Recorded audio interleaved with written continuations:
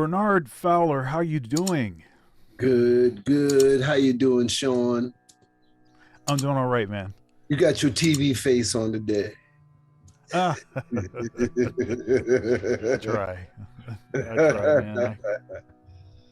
After the day I've had, I don't feel like I have my TV face on. Oh, bro, tell me about it. I had a day Goodness. too.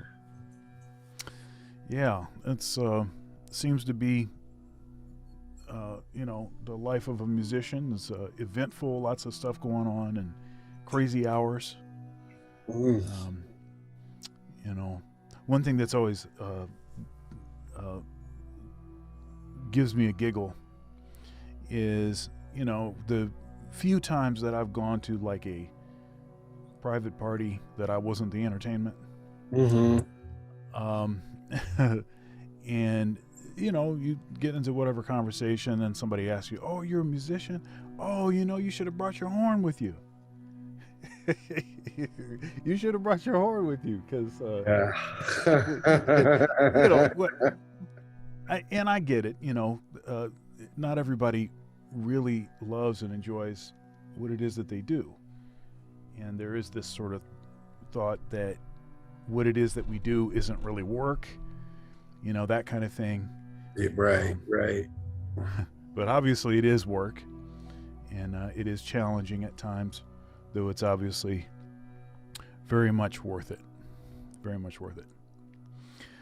So we met because you you came to Columbus, where I live, and I play with the Columbus Jazz Orchestra, and you were one of our guest artists. And Tim Reese put together a very interesting musical, really great sort of unusual Rolling Stones jazz kind of experience. Can you talk a little bit about maybe a little bit about that, the concert, maybe about the sort of process of developing that stuff, and maybe your relationship with Tim? Mm. Well, I met Tim when he got the Rolling Stone gig. Yeah. Um, that's about 25, 26 years ago now. Mm. Yeah, we've both been there a long time. If he's 26 years, I'm about 34, Oh, maybe even 35 years. Obviously, they're not the only people that we play with. When they go, they call us, to help. right. And I remember when, him asking me, he had this idea of doing these Rolling Stones songs, flipping them around to a kind of jazz format. And he would, just ask me about what songs, what do I think about this song, that song, how the guys would feel. And, I told him to go for it, why not? Um, uh, to be honest with you, when he first presented the idea, I wasn't so sure about it because I had heard other things that other people had done and they seemed a bit hokey, Mm. and to my surprise, what he did was actually really, really cool. And and he and I started moonlighting, when we're on the road with the Stones, whatever city we were in, you know, we'd call, different cats and we'd get together and we'd perform the stuff, Um,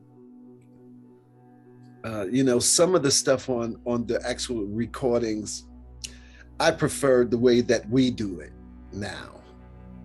Um, uh, yeah, we would moonlight, and then he had this idea about doing it for orchestra.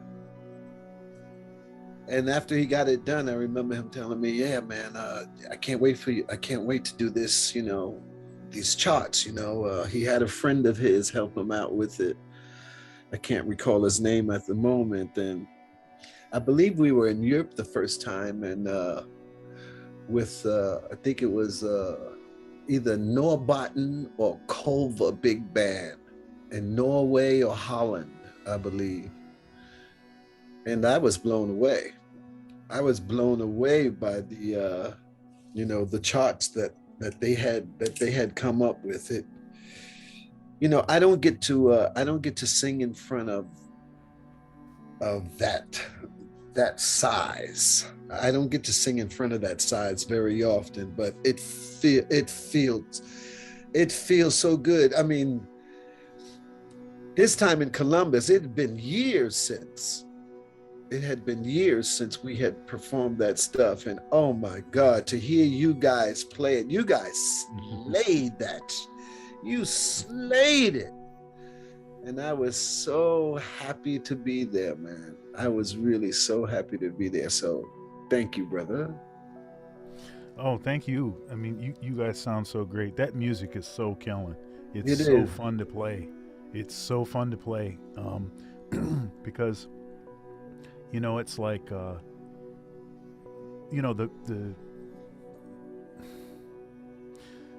okay, so something that often playing art music that you don't get to experience is that sort of sensation that everybody knows the song. Everybody knows the music. Everybody in the audience knows like every word. They know, they're singing along. They know, and that is just, it's like a drug, just being able to play for an audience that is giving it back to you that way. In like an art music kind of setting,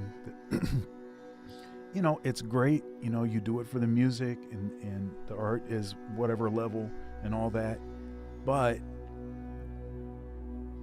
it's just, you don't get that certain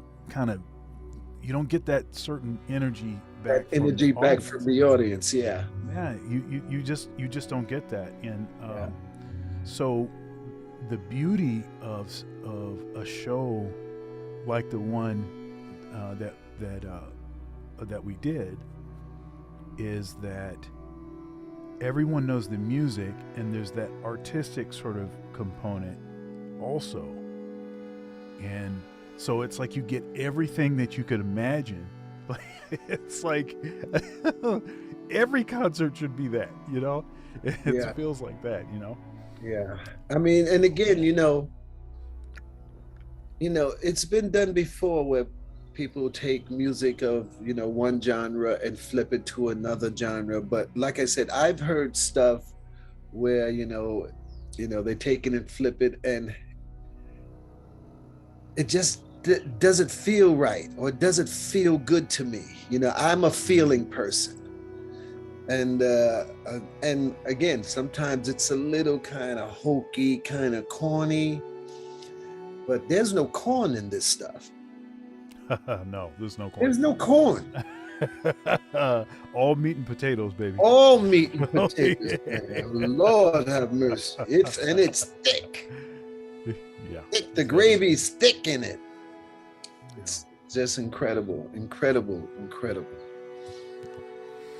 So, so you mentioned that you have been in the Rolling Stones for what you said, 34. It's about years. 34 years, yeah, somewhere around there. Could you share the story how you got the gig? Okay, how I got the gig. It's a bit of a long story. We got time. Okay. Okay, I was singing for Herbie Hancock.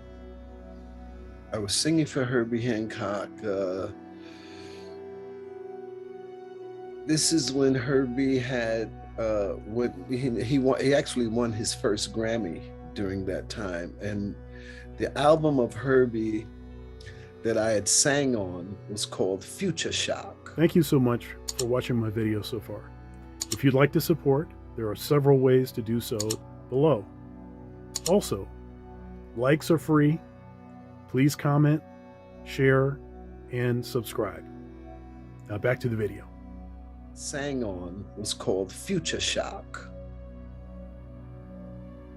And at that time, around that time, I was in a band. My first band that I actually had a hit record with. It's called the New York City Peach Boys.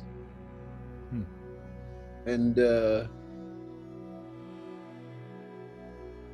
anybody that does what we do know that for me, the hardest thing in the world is to keep a band together.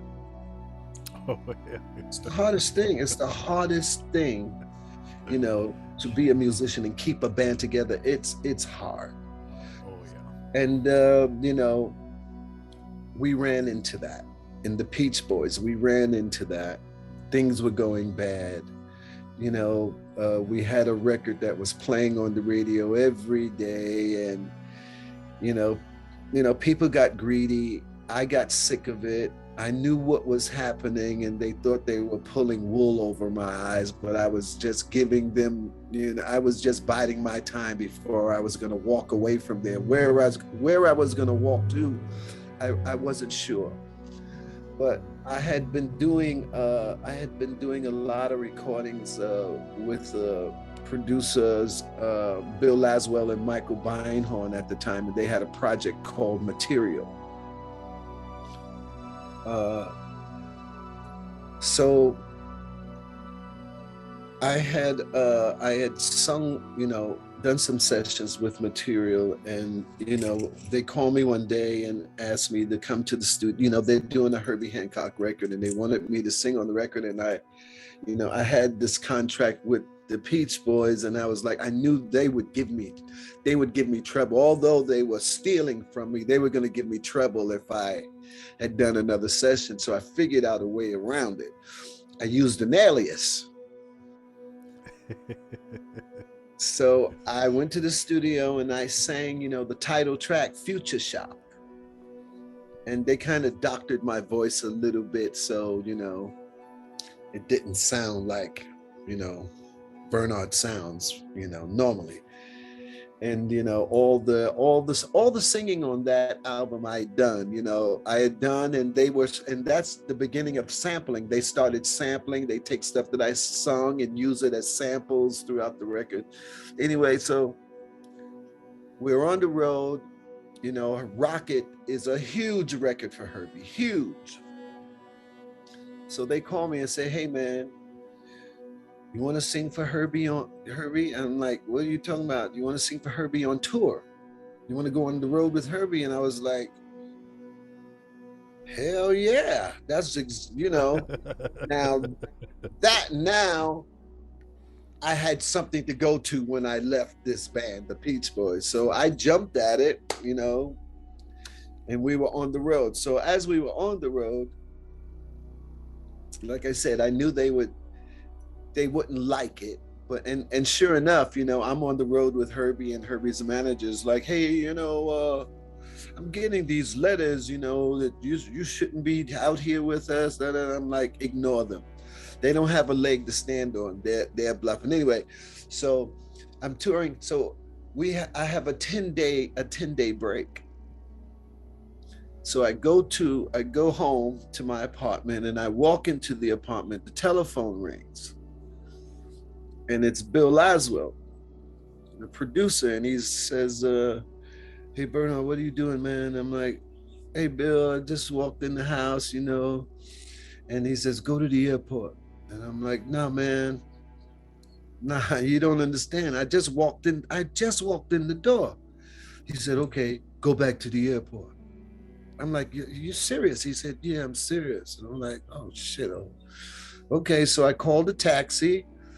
I grabbed my bags that I had on the Herbie tour, and I went right back downstairs, got into a taxi, went to the airport, and I got to the airport and went to the desk. I said, I think you have a ticket for me. And where are you going? I said, I don't know, because he didn't tell me. I didn't know. And she said, what's your name? I gave her my name. And she says, oh, you got a first class ticket to London. I'm like, okay. So I get to London. He picks me up. And, we're driving through London. I still don't know why I'm there. We're in London and we're talking about music. And, I'm asking about what he's been doing. Uh, and it's funny. I remember in us talking about music, he asked me, like, he said, yo man, do you like the Stones? And I'm like, do I like the Stones? And I told him, I said, the first record my father ever gave me was a Rolling Stone record. And we kept talking. We just kept talking music about different things, about Sonny Chirac and, Peter Brotzman and, you know, all these different jazz cats, because he was doing a lot of that. So we pull up to a house, and it's a rich part of London. It's called Swiss Cottage, and it's a huge house, Georgian style. It was a white house, and when we walk up the steps, and knock on the door, and the bodyguard answers the door, and we speak. He introduces me, so we walk into the house, and we walk in, and the dude says, hey, he says, Bill, he's in there. He's in that room there. And so we walk into the room. I walk behind Bill, and there's a guy on the floor with a guitar. And Bill walks in front of him and says, hey, man, this is the guy I've been telling you about. This is Bernard Fowler. And the guy turned around and looked at me, and it was Mick. And, like I said, when I told you the story before, all I could say was, oh, shit, man. Oh, shit. Fucking Mick Jagger. And I'm standing there, and then Bill leaves the room, which, made it worse. Now I'm really nervous.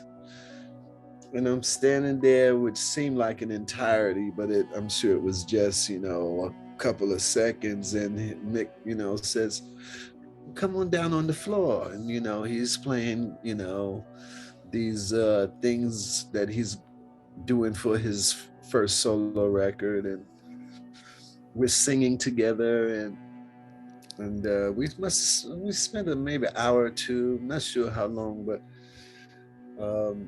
he made a cassette, and he gives me a cassette, and he says, this is what we're going to work on tomorrow. I'm fried, man. I'm tired.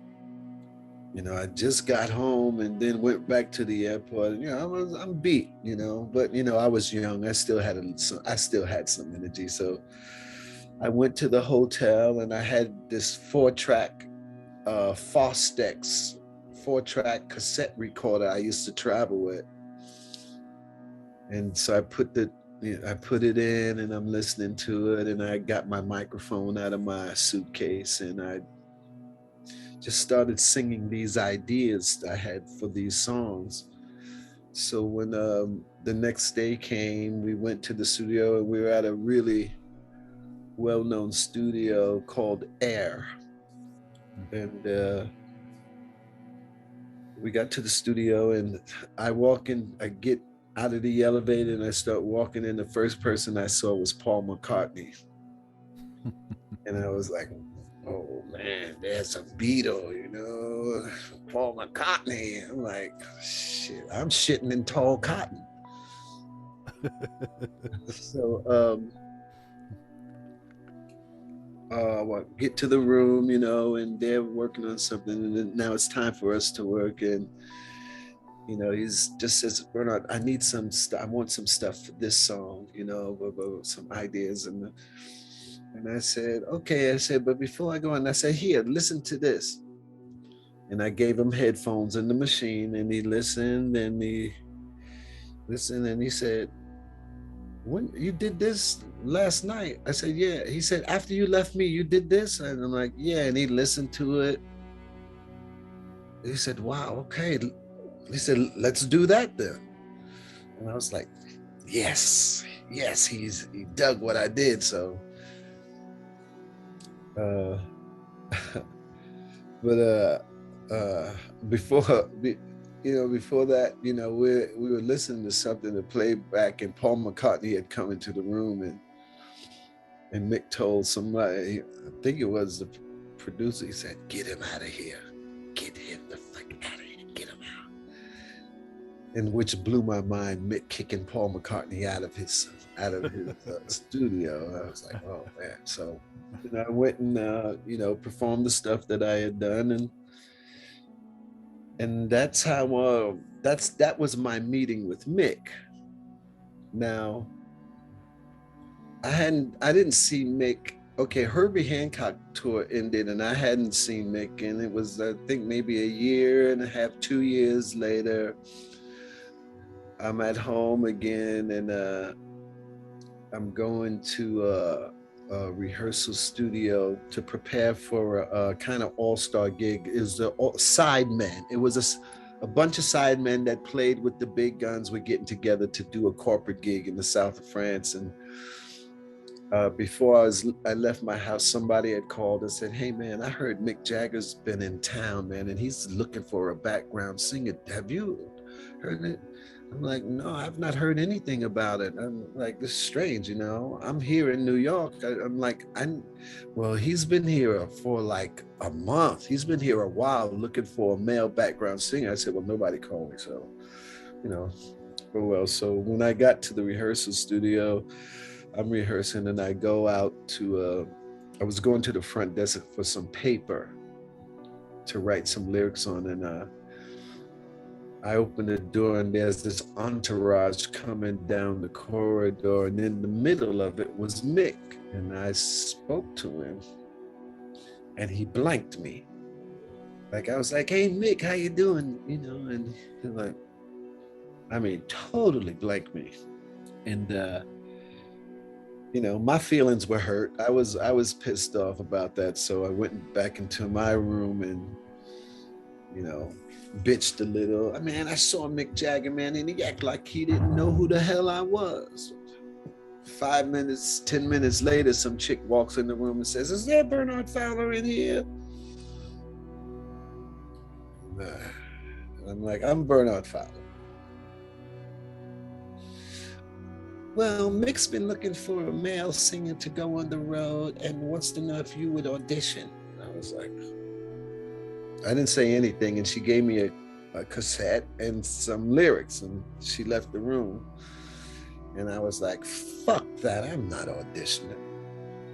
I said, I did all that work on his first solo album. What is this audition thing, And a good friend of mine, my brother from another mother, Carmine Rojas, he bass player. He played with David Bowie for years. He played with Rod Stewart for years. He's from New York, so I've known him, most of my life. And Carmine was in the business way before me and a lot of other cats from New York got a shot. Carmine was already doing it. He had already been on the road. He played with LaBelle. He was in LaBelle's band.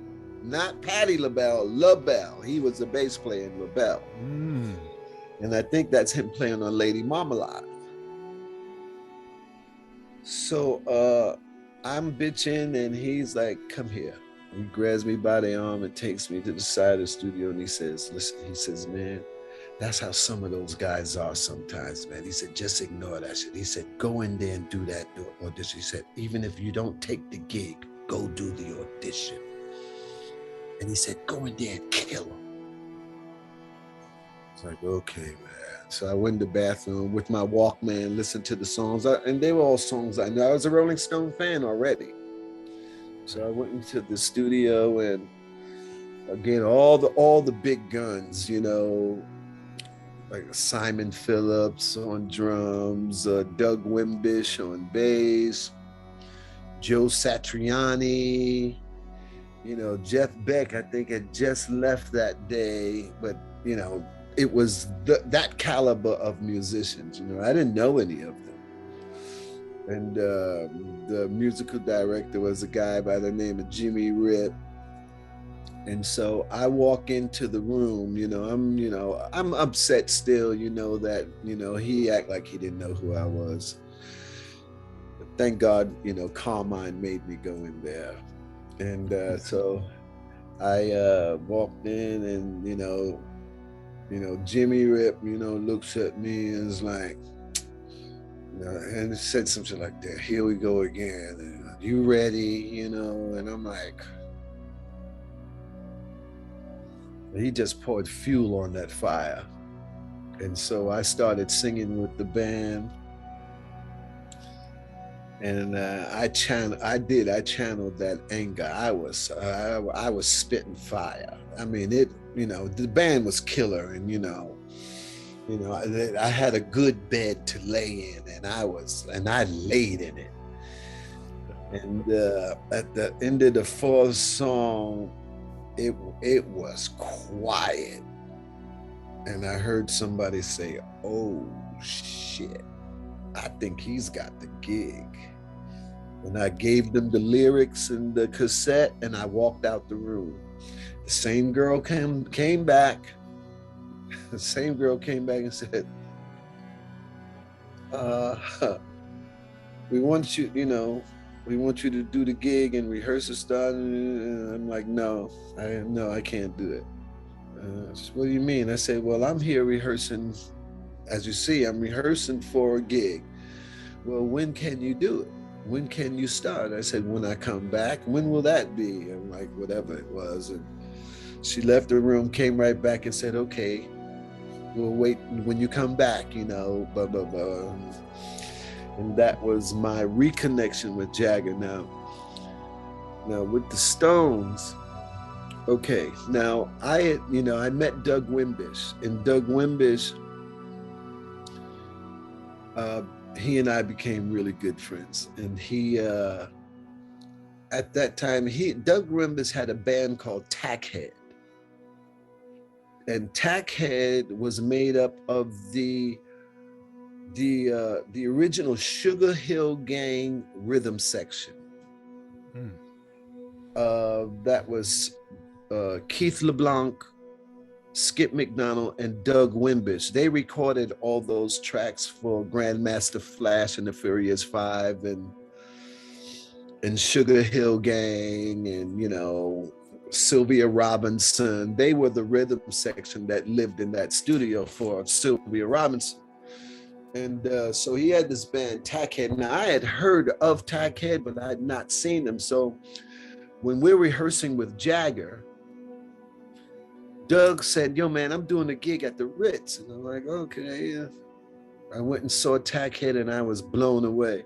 I ended up actually moving to London to be a part of Tackhead. So while I was there, I get a call from my old lady, and she's like,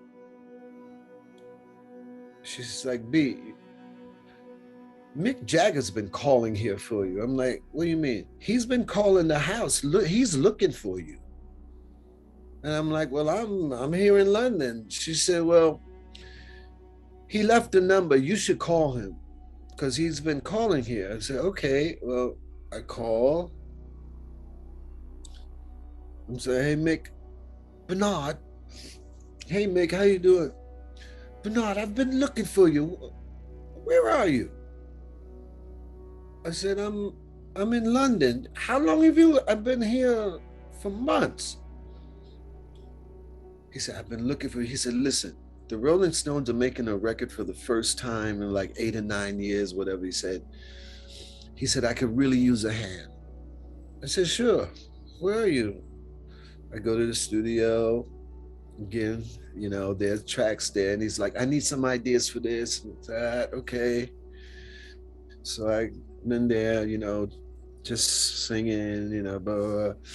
So we get these ideas, and then one by one, they start coming in.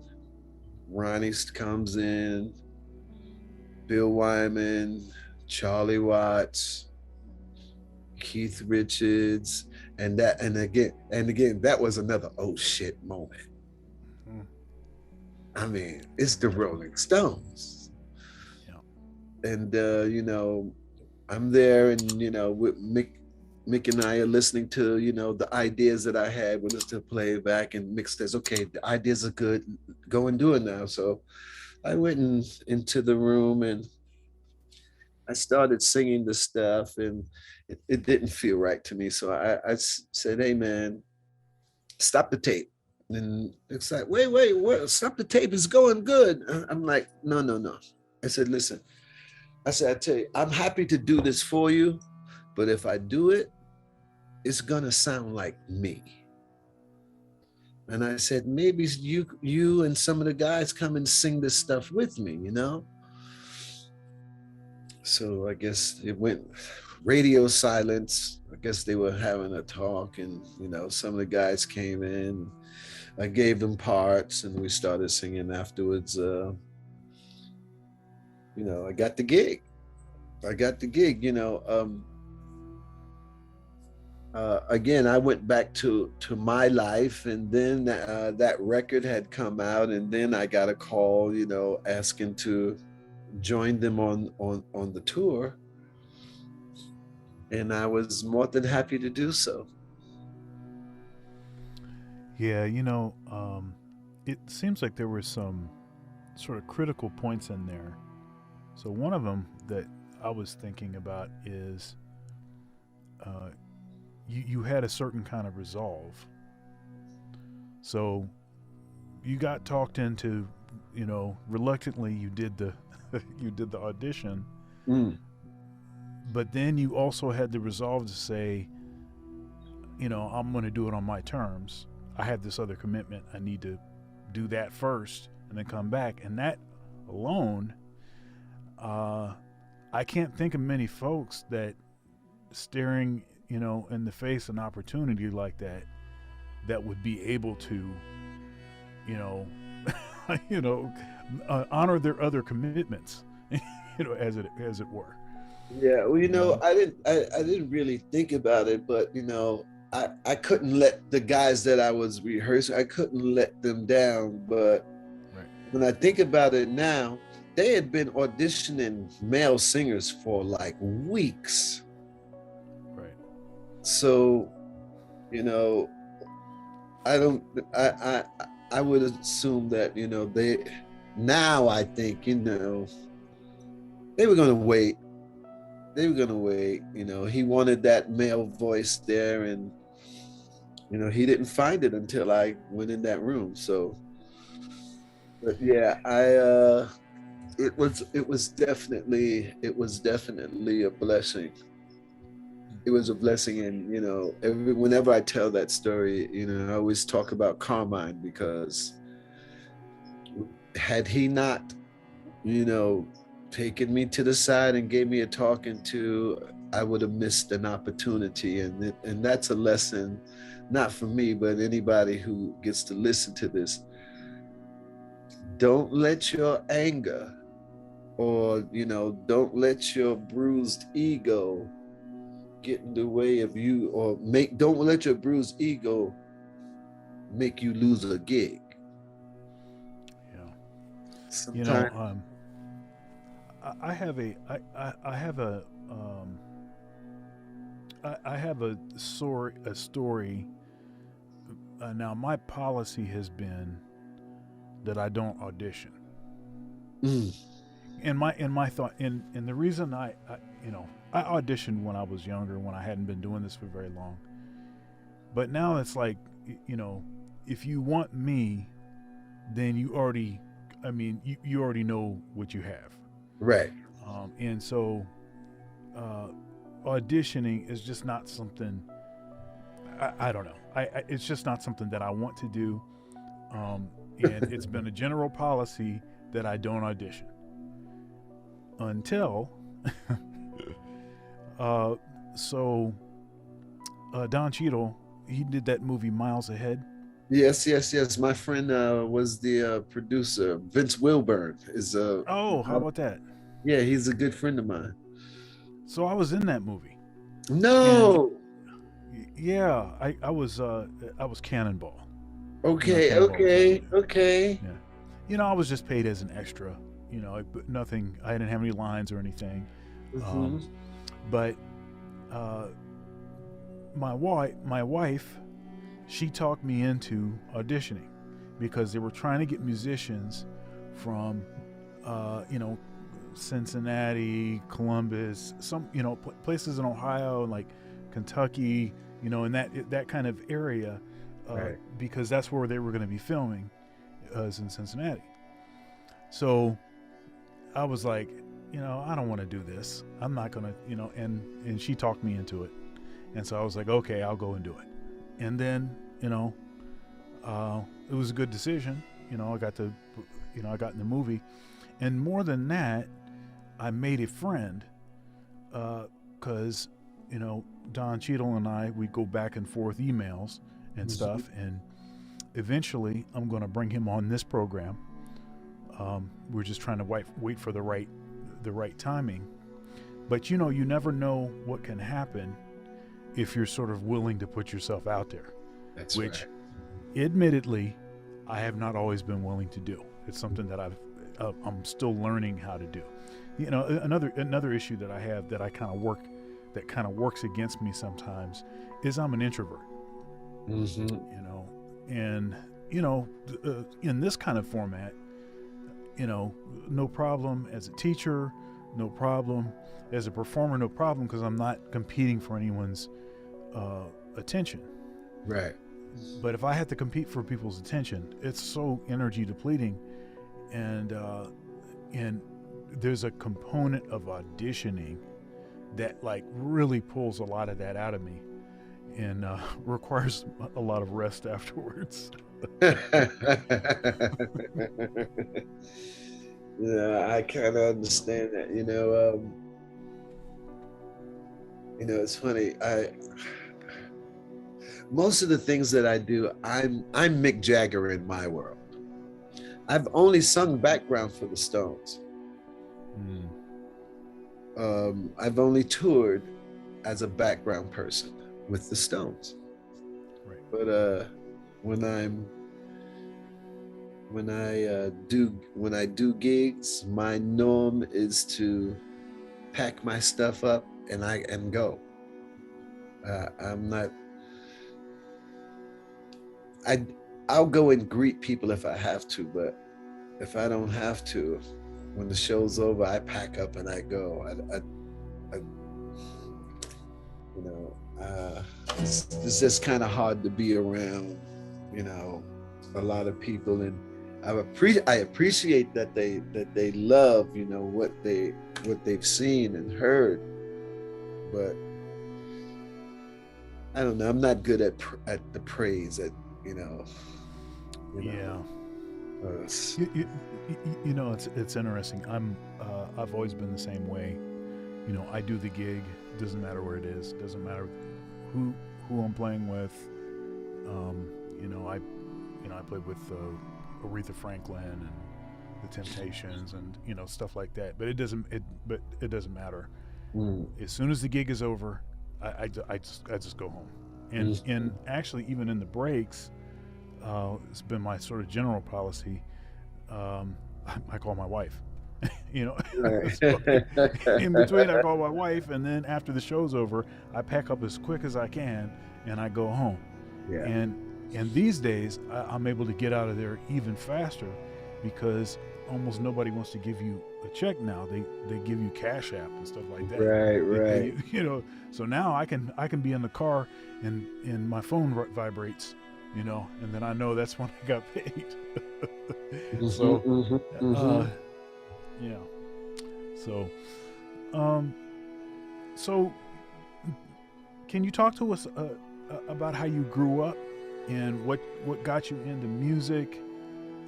Maybe some early maybe musical mentors or your parents, or like what was going on around your house, that maybe fostered a love of music. Mm. I grew up. I'm from New York City, born and raised. I was born in Jamaica, Queens. And about when I was about 3 years old or so, we moved from Jamaica to Long Island City. We moved to Queensbridge Projects. Queensbridge Projects is in Long Island City, Queens, not Long Island. Long Island City has nothing to do with Long Island. I grew up 5 minutes from Manhattan in a predominantly Black and Puerto Rican neighborhood. And it was a rough neighborhood, yes, but you know, it was my neighborhood. People might have heard, a lot. Maybe a lot of young people might have heard of Queensbridge because that's where the rapper Nas is from. Nas, I've known Nas since he was a baby, and me and his father were good friends. His father's a cornet player, Oludara. And I used to see Olu walk through my block every day with Nas, so I watched Nas grow up. But so I grew up in Queensbridge, and the stuff that I grew up listening to, I grew up listening to soul music and salsa. I have an older brother. And when, in his day, when he was, teenager and stuff, and they would go out to clubs, the Black and Puerto Rican people were one of the same. They danced to soul music and they danced the salsa. Every Black cat, my brother's age, in my neighborhood, knew how to salsa. Every single one of them. And he bought those records home. Charlie Colon and Eddie Palmieri and, Ray Barretto, Joe Bataan, Machito, Mongo, Santa Maria, these are that's stuff that Hector Lavoe, that's stuff that I grew up hearing as a kid, along with, soul music, which later you started calling it R&B. I grew up with listening to, Eddie Taylor. My mother and dad would play those records, Eddie Taylor and B.B. King and, Mahalia Jackson and, the Dells, the Five Blind Boys, the Temptations, Motown Stax, all. That's the stuff that played in my house on a regular. But, I tell people, my mother used to make me take a nap as a little boy. And she would always have the radio on. And the radio was on a lot of different stations. I fell asleep to a lot of different music that was coming through that radio. And I think a lot of it kind of stuck with me. But, growing up, I had no intent. I mean, I loved to sing and, I would clown. I used to do, they used to give me money to do, when we go to family gatherings, they used to give me coins to do the James Brown or do the Chuck Berry duck walk. I used to kill that duck walk. My older brother used to crack up, at me doing the Chuck Berry across the floor. But that's the stuff I love. I loved, I love some of the white boy music too. And I used to get teased for it. My older brother used to tease me about it. But, I liked it. And when it was time to go to school shopping, I would cry, beg my mother to buy me some Chelsea boots. The kind the Beatles wore with the, I cried. Ma, please, ma, please, ma. Most of the time I didn't get it, but I do remember when she did give in and gave me my first pair of Chelsea boots. I was cool. I was cool. I was a bit of an oddball kid because, I liked all that different. I liked the music that played in the neighborhood, and I liked music that didn't play in the neighborhood. And I always felt like I should have been at Woodstock. I always felt like I should have been at Woodstock. When I used to see pictures of, film of that growing up, it was like I was supposed to be there. Why wasn't I there? But I played basketball all my young life. That was what I wanted to do. I wanted to be a jock. I was kind of like a Wilt Chamberlain or a Dennis Rodman before Wilt Chamberlain and Dennis Rodman. Hmm. I used to make my own shirts. I used to make my own hats. I was a different kind of kid. And, people I grew up with, they noticed that, about me. I remember, at one point, I went to school with a question mark cut in my head. Everything was bald except that question mark. And they got a kick out of that. And people would ask me, yo, man, what'd you do that for? And I just turn around and show them the question mark.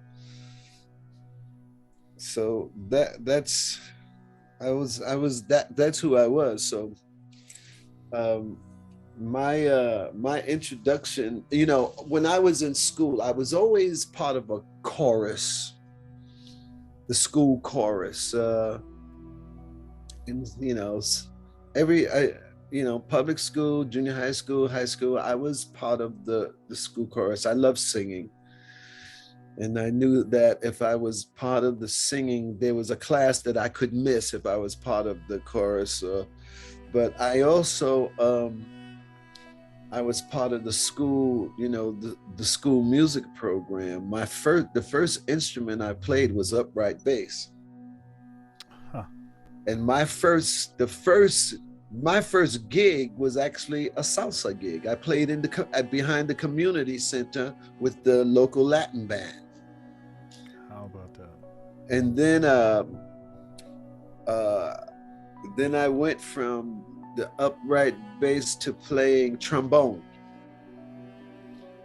And after a basketball one day, a guy who was dating a girl I grew up with in the neighborhood, we had won a game and we were out singing somewhere. We're singing on the block, drinking beer. We won the game, shouldn't have been drinking beer, but we won the game. And he heard me singing and he's like, hey man, I play guitar with the band and we're looking for a singer. You should come and audition. It's like, yeah, okay. Yeah, okay, I'll come. And I never went. And the guy started coming to my mother's house and my mother cornered me one day. Bernard, you told this young man that you were supposed to go and audition for his band. He's been by here several times. If you told him you're going to go, you should go, or you need to tell him you ain't going. You shouldn't do that. All right, Ma, all right. So I saw him again. He cussed me out. And I said, okay, I'm going to go. So I got on the bus and I went, to St. Albans, Jamaica. And I went to the basement. That's, they lived in houses out there. I lived in the projects out there. They lived in houses. They had basements. So go down the basement and, bands all there, and gave me some songs to sing. And a week later, I was in one of the best recording studios in New York City called Media Sound. Oh, yeah. I was recording an album with that band in Media Sound. still wasn't sure that's where I was going to be, or, that music was my thing. I was playing ball still, but I was, on the weekends, I was singing with the band. And then the coach got wind of me singing with the band. It gave me an ultimatum. Either I was going to play basketball, I was going to sing with the band, but no way was I going to do both. And I remember standing there crying. And I said, fuck you, I quit. And I was lost for a little while. I was lost. I couldn't even watch basketball. I didn't watch basketball for years. I still don't watch it the way I did when I was a kid. And so I decided, I started spending more time with the band, and all the guys in the band were older than I was. And they used to take me to a jazz workshop, to help me build up my chops to play with the horn section. It was 3-piece, and with me was 4. And there was a lot of them went to Queens College, and Queens College had a great music program. So I thought, maybe I should do that. But I had no money, and I was tired of not making money and leaving Queens College. On the train one day, I remember praying, asking what was I going to do. At that time, a lot of my friends from the neighborhood had left and joined the military. Either they went away to college or they had joined the military. And I remember being on the train and praying and just asking what was I going to do. And before I got off that train, I decided that I was gonna give this music thing a go. I was gonna give it my all. And I left school and started with music. I remember I'd go and audition for bands, because, I knew I needed more experience. And, I could look in the Village Voice and there'd be, singer wanted or and I would just go and audition, just to get that, that experience under my belt. But something that I kind of missed was, when I was in junior high school, there was a teacher that heard me sing. She heard me singing in the hallway, and she said, "You need to meet my husband. He's a singer-songwriter." So I went to her house in Manhattan. They lived in Manhattan, and I met her husband, and we learned some songs. The next thing I know, her name is Heidi Ludwig. She's a beautiful Jewish lady.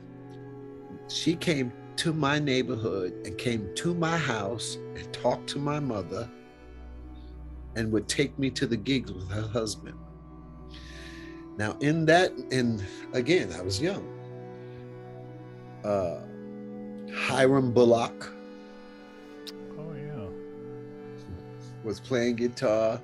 David Sanborn was there one day. Tony Parker, the brother of Chris Parker.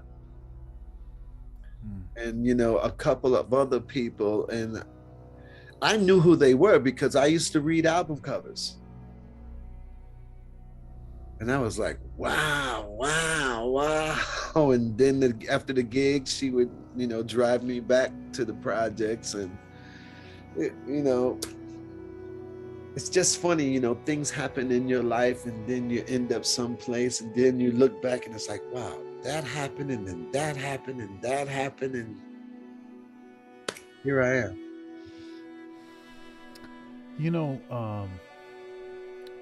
I wanted to ask you, so this coach that gave you an ultimatum, was the ultimatum because you were sort of lackadaisically approaching basketball due to your interest in music?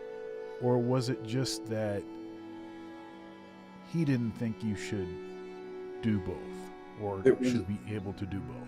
It definitely wasn't lackadaisical because I had to get up at 6 o'clock in the morning to be at practice at 7 a.m. Mm-hmm.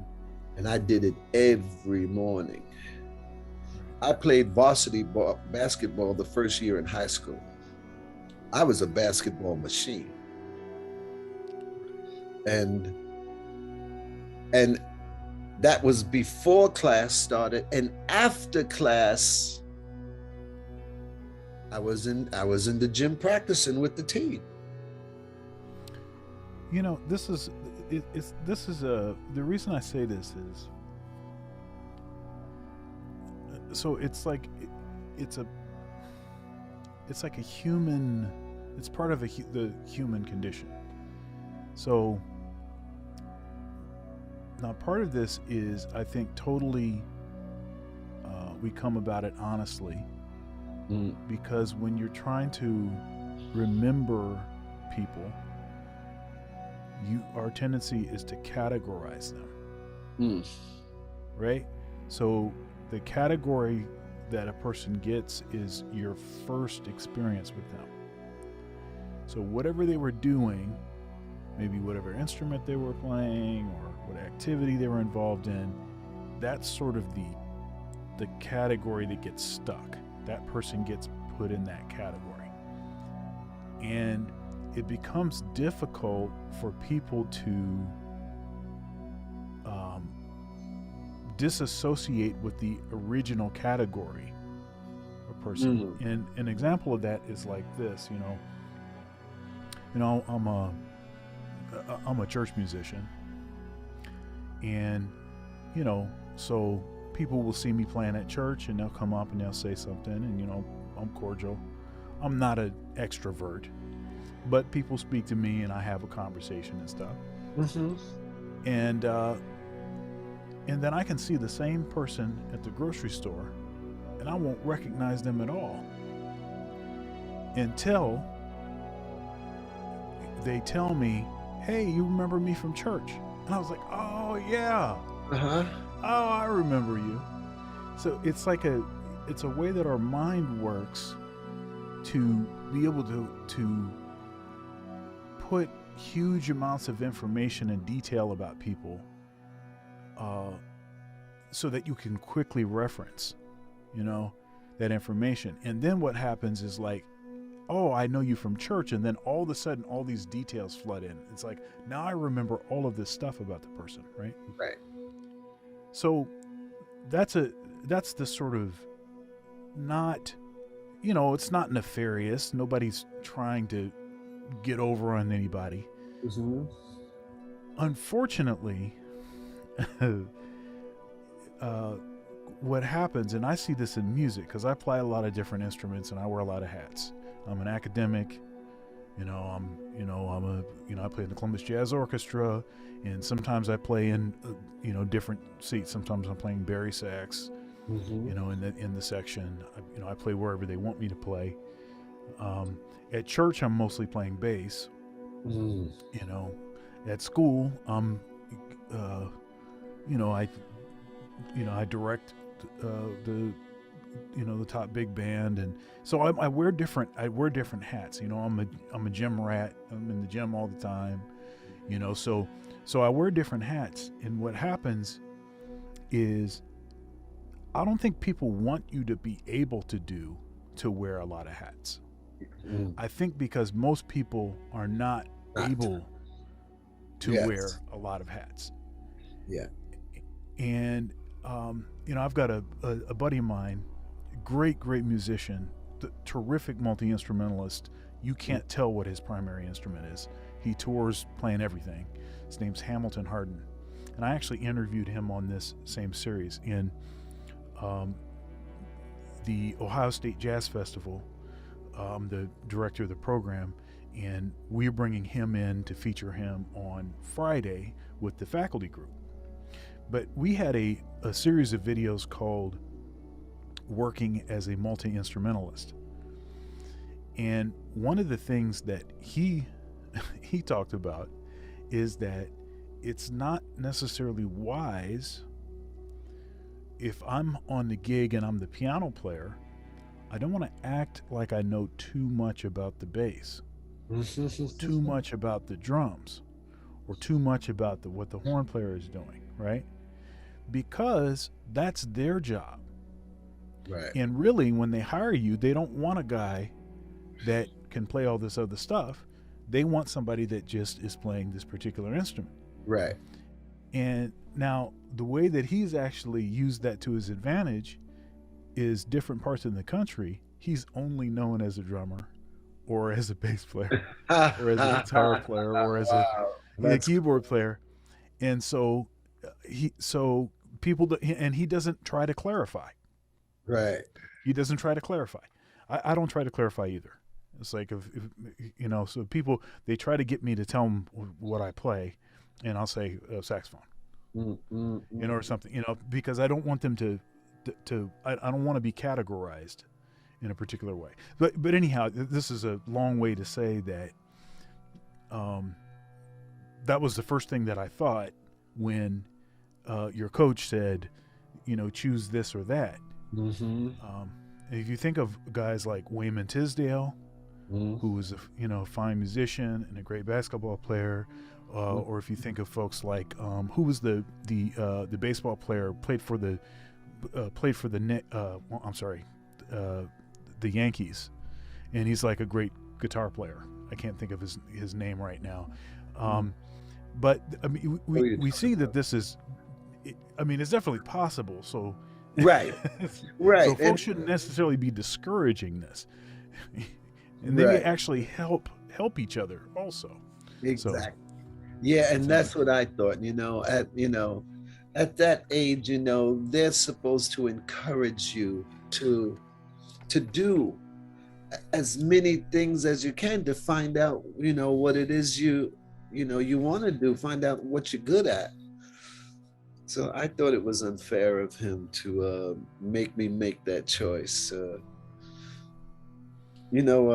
Listen to you talk about, the multi-instrumentalist just made me think about myself, because I'm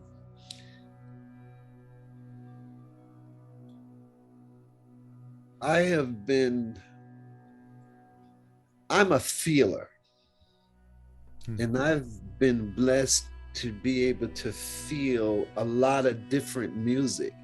And as a result of it, I have been able to go from one genre to the other. Rock and roll, not just with the Stones, but in my own music. I do a lot of rock and roll, and I have worked with Philip Glass, Herbie Hancock, Ryuichi Sakamoto. I have doubled the singing voice of Ozzy Osbourne, Lemmy from Motorhead, Johnny Rotten, and it's just a gift for me to be able to feel those things. Most singers do one thing. They pretty much stay in one place. But I will go anyway. If it feels good to me, I want to try it. And I don't have a problem being told no, or don't do that again, you suck at it. I've done that, and it's just something that I do. And my so not only have you been a multi-instrumentalist, you've also been a multi-stylist, right? And of course, I see this guitar beside you. Yeah. So you said you played bass, you played trombone, I played guitar, and now I'm just starting to mess with this thing here. I've loved guitar for so long. I love guitar, and I just thought during COVID, there you go, I started messing around with it, and so every day I put a little time into it. Get the old fingers going, and I'm hoping to play it. I would love to play it with the Stones before they pack up. I want to play just one song on stage with the Stones. That would be killer. So I'm learning some Rolling Stone songs just in case. So when we get into rehearsal for the next tour and they call out a song, I'll look at the guitar tech and say, "Yo, bring me that guitar," and surprise them. And hopefully they'll say, "Oh, that's what we're missing. We're missing that." I can dream. Yeah. Hey, I want to digress a bit. So the thing about the 4-channel recorder, cassette recorder, you said was a Fostex, and so having the capability to multi-track a bunch of parts for these songs that they were just introducing you to. That shows a certain kind of versatility, capability, but not just having the capability, but in the moment, though no one asked you to do this, and that's a key point here. No one asked you to do that, but you took it on yourself to do this, right? And then it ended up being probably a big deal, right? You ended up using those parts in the studio, but you made a certain impression because you went that extra mile. They didn't have to ask you to do it. They didn't have to tell you to do it. Right. You just did it because it seemed like the right thing to do, because maybe you were hearing something, you wanted to get it down right then or whatever, but that's not the tendency. It's not the tendency of a lot of folks. A lot of, I teach for a living, and that is not the tendency of musicians to just, okay, I don't know if this is going to be the thing or not. I'm just going to volunteer my services, basically. I'm going to put a bunch of work in that nobody asked me to do. I mean, is that have you always kind of been that way? Or always. When somebody send me something, oh, I want you to can you do this session for me? And they'll send me the song. I'm not, when I listen to it, I'm not just hearing what they asked me to do. I'm hearing things that can go around it. So I want to try to put that stuff that I hear in my head around it. I've always done that when I listen to something, especially something that's not done, I hear things around it, and I'm willing to try it because I don't mind. It's okay for me to be told no, but if you tell me no, you have to tell me what to do. Something that I find frustrating is, you get to a session and they say, "Oh, well, I want something here," and I'm like, "Okay, what is it you want there?" And they don't really give you or it's a vague description. And what I'm supposed to read your mind, and so when they're trying to explain, I'm listening to them, and I'm like, okay, well, you tell me what you want, and a lot of times I'll go and I do what they say, and they're like, well, it's a back and forth kind of thing, and by that time I've already got it formulated in my head, but I'm not going to say anything till I've exhausted their idea. Right. And then I'll say, you know what? We've been at this for a while. Here, let me show you something. and then I'll present the idea, and most of the time they'll say, "Oh yeah," and then no, it's really funny is the ones that say, "That's what I was thinking." Oh, right. Right. That always cracks me up. Okay, now I've done given you that part now, and then sometimes when they say, "Yeah, that's what I was thinking," then okay, I've got that part. Now I know there's more to this, and just to entertain myself, I was, okay. So what do you want me to do now? Since that's what you were thinking now, what are you thinking here? And it's just me entertaining myself because I know that's not what they were thinking. No, no, it's something that works really well, but I always find that funny. But another thing I wanted to point out or bring up, I guess, that stood out to me was, so you're in the studio and the producer asked you to help him out because the Stones are recording a new record.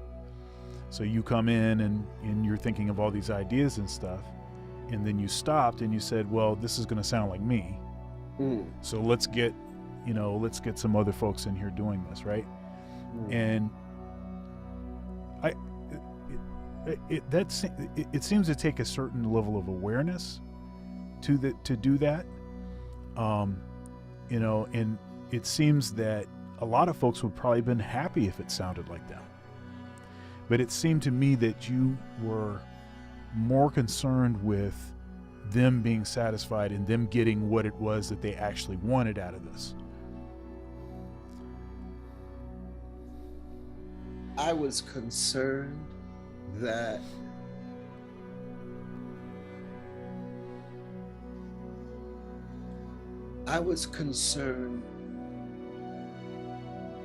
of the Rolling Stones not sounding like the Rolling Stones. That was my concern. Yeah.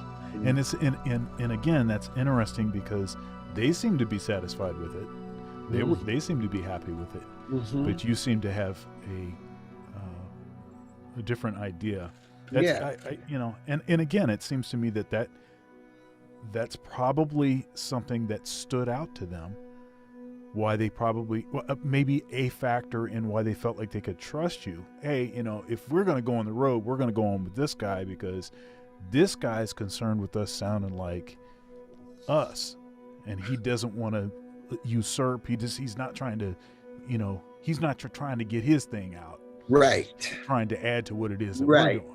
I was not, Sean, that was the furthest thing from my mind, was trying to get my thing going.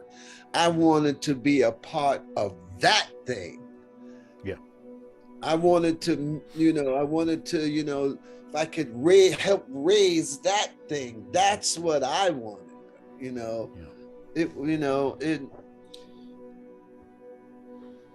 because you can do something doesn't mean that you should. Doesn't mean you should, man. Take into consideration the project. Because you can, doesn't mean that you should. And yeah, I'm sure a lot of people would have jumped on that that's me. No, it just didn't feel right. It didn't feel right to me. Yeah.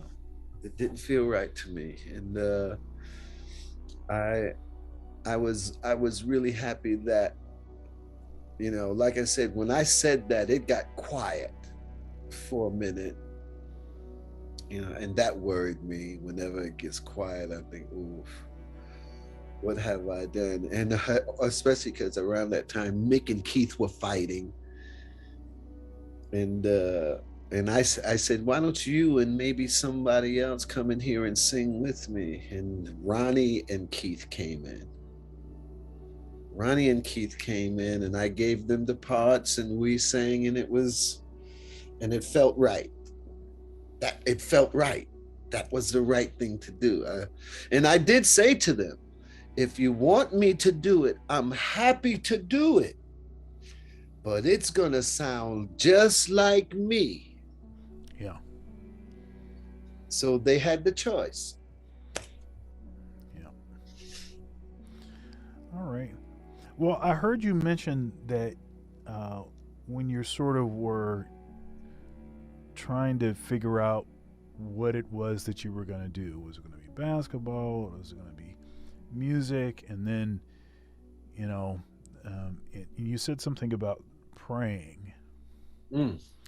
And so my question is about maybe the role of uh, spirituality in your, maybe in your process, in what it is that you're trying to do with your life. And I, you hear people describe music as being spiritual and otherworldly, and Mm-hmm. and then also like this ability to like communicate in a language that doesn't require politics or religion to be involved, and a lot of those kinds of things.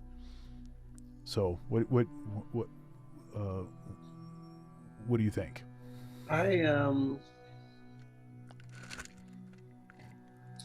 as a kid, my mother sent me to my grandmother's every summer. And my grandmother was a Christian. Mhm. I never sang in church. My mother and my aunties and my grandmother, they all did. Right. And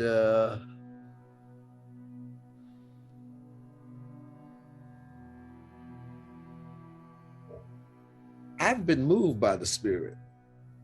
Hmm. And there are times when I'm actually doing what I do now that I get that same thing will run through me. Yeah. That same kind of thing will run through me. Um, yeah, I pray. Um, and I talk to someone. People have names for him or for it, but yeah, I do. Um, I meditate also. And I just you know what, man, I just try to be the best person that I can, and always try to do the best job that I can. Hmm. I am highly emotional, and my emotions run high. It's not until, of late that I actually put them in check and not react to things. But it's important for me to just be a good person and do good work. I wanna be good. I that's my mission in life, is to be good at what I do. And you know, I think I'm on a I'm on a good path. I'm hanging out with people like you. And I'm telling you, and I ain't just blowing smoke. Man, I shared the stage with some kings, man. You guys were just like, and when I was coming up, I always wanted to be that good that I could hang with people like you. I wanted to be that good. That's how good I wanted to be. I wanted to hang with the cats. Well, thank you for saying that, man. It's Be much there. appreciated. And You know, the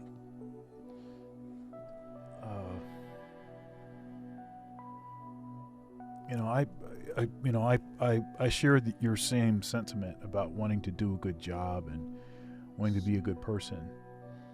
Um, and I see it as my reasonable service. Mm. You know, I see it as an act of worship. Mm. And that's not confined by a building, and it's not confined by a day of the week or a time of day, but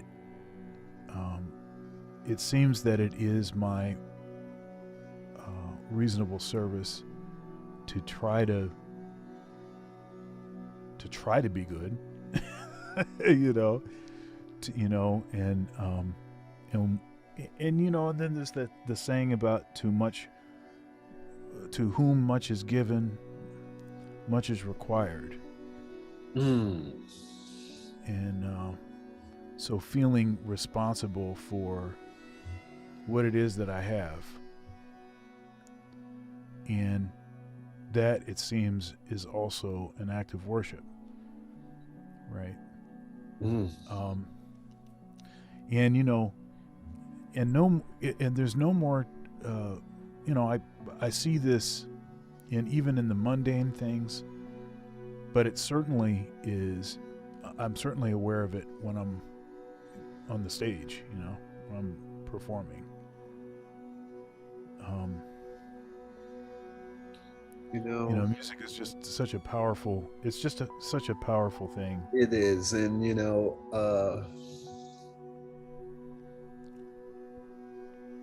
it's such an honorable profession. Yeah. And I said something to somebody just a few days ago. For that hour and a half, or however long it is, I'm giving someone out there some peace. I'm taking them from their I'm giving them a break. Mm. I'm giving them a break from their life. And I'm just trying to put a little joy into it, or a little something that they don't get in their everyday life. And I hope that it feels good to them. That I've for just that a moment of time, they've been transported somewhere else. Just for that moment in time. That to me, if I've done that for someone, it does my heart good. That does my heart good, to be able to transport them somewhere else, or take them away from whatever's going on in their life that is not particularly going well, that I'm giving them just some joy for just that small amount of time. And maybe they can take that with them, for the next few days, or however long it is. Or maybe it ends just then. That's good enough for me, as long as I gave them something. Yeah.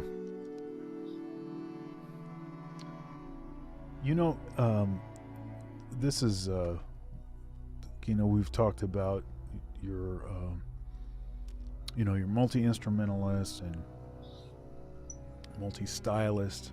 You have, this desire to be good, to do a good job.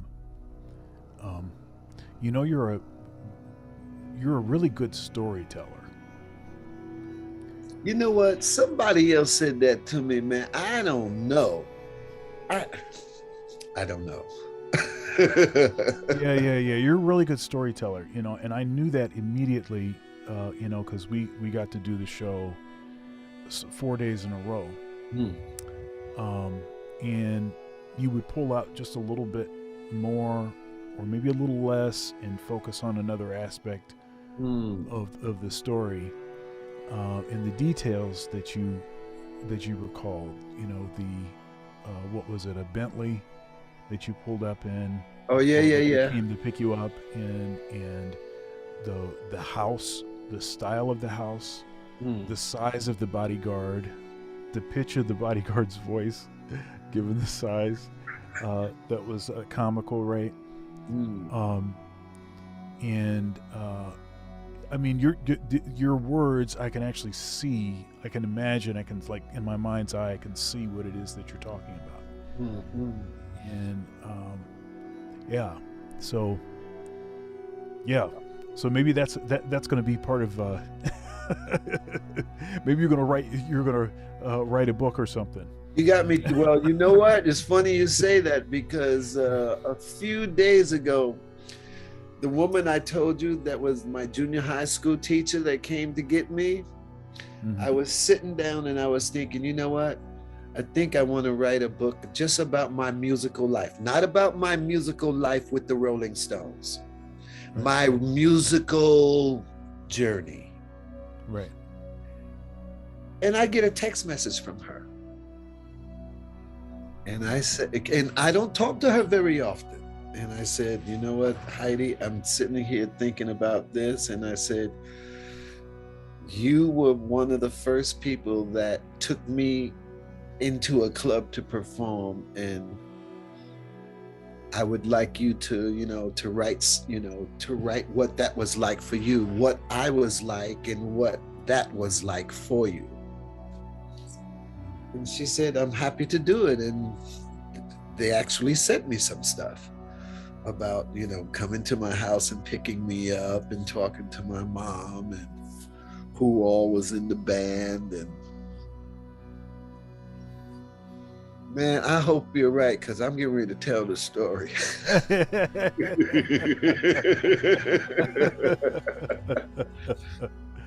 Yeah, no, I mean, yeah, you're a really good storyteller. Yeah, I mean, you write a book, I'm definitely buying it. So right on. You got one sold right now. So right. Better be freaking good. Well, we know it'll be good because it comes from you. So anyhow, thanks for your time and energy. I very much appreciated your generosity. Man, Sean Wallace, thank you. I'm so glad you asked me to do this, man. I'm so glad. I wouldn't have said no, man. Not after the gift you and the cats had given me. I'm telling you, I was in heaven. Somebody called me today. Yo, man, I saw some pictures of you with a bunch of horns, and I went into it. Oh man, you have no idea. It was Doug Wimbich that called a few hours ago. He said, yo, man, I saw it, but I was like, Doug, oh my God. He said, wow. He said, Bernard. He said, man, I said, you have no idea how good it was and how happy I was being there and how much I can't wait to do it again. Looking forward to it. I'm looking forward to it. Yeah, well, I'm looking forward to it also. So you be well. We will have to do this again. Yeah. I feel as though we could go for another several hours. Let's do it again, Sean. Absolutely. Let's do it again. Hey, man, please send my love to Byron and everybody. Definitely will. Send my love to all those boys, man. And I'm sending love, but take some of that love for you first, and then you can. Okay. All right. Well, thank you. I appreciate that. All right, brother. Have a good evening. Thank you. All right, now you have a good one. Okay. Bye-bye.